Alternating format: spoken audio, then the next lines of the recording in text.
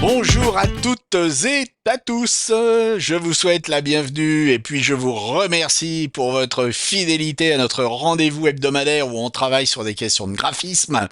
Alors, je vais vous demander avant de démarrer, tout simplement de mettre un pouce en l'air si la vidéo vous intéresse, de vous abonner et d'activer les notifications.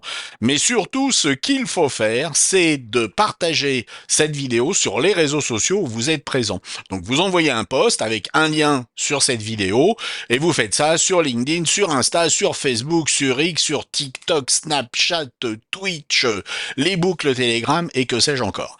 Alors cette semaine, nous allons nous intéresser à la question de la teinte et de la saturation. Il s'agit d'un réglage qui existe depuis le début dans Photoshop, mais qui a considérablement évolué. Et nous allons donc voir des nouvelles approches pour pouvoir en tirer le meilleur parti possible, travailler le plus vite et le plus facilement possible.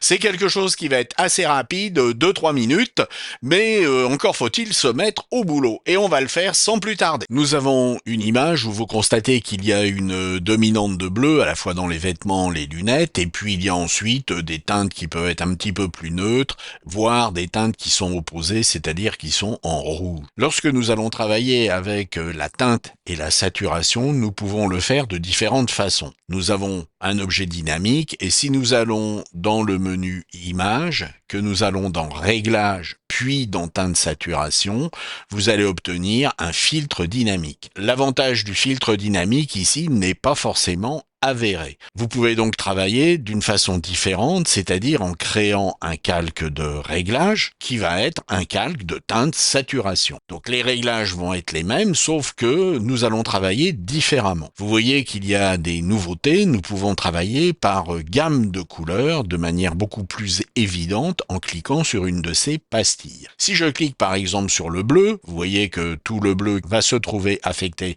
par mes réglages.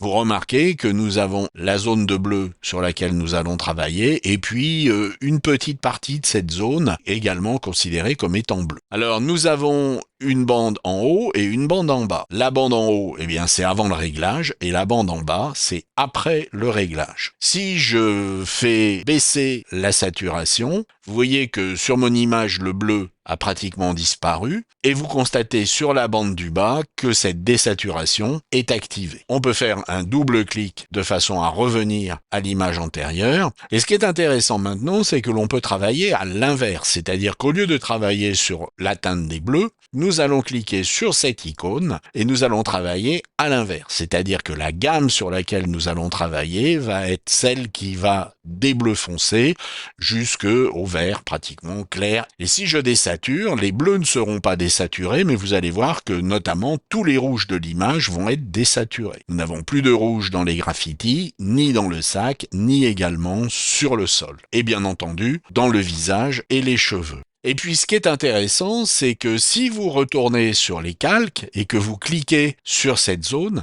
vous constatez que dans la barre des tâches contextuelles se trouvent les mêmes pastilles que nous avons dans le panneau des propriétés. Et vous voyez qu'en cliquant sur cette vignette, je vais pouvoir maintenant procéder pratiquement au même réglage, c'est-à-dire à la désaturation des bleus dans l'image. Et de la même façon, un double clic sur le curseur va me ramener l'image dans sa configuration initiale. Avec cette nouvelle manière de travailler sur la teinte et la saturation, nous allons pouvoir intervenir sur les couleurs d'une image de façon extrêmement rapide et donc gagner un temps précieux. Donc vous constatez que Photoshop évolue sans cesse. Et donc il va maintenant dans le sens de la simplification. Effectivement, il y a des outils que l'on peut trouver tout simplement sur un téléphone portable et qui vont être de plus en plus simples à utiliser.